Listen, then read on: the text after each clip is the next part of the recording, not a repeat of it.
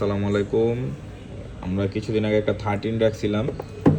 13টা হচ্ছে যে green line ছিল, যে যে ভাইয়া নিছে আমাদের থেকে, ভাই নেন। তো যারা আমাদের কাছে সেল করছিল ওনারা আর কি বলতেছিল যে আমরা নাকি ডিসপ্লে চেঞ্জ করে সেল করব। ভাই যেমনের জিনিস ওরকমই তো পাইছেন। জি ভাই। আচ্ছা, প্রোডাক্টের ডিটেলসটা একটু বলেন।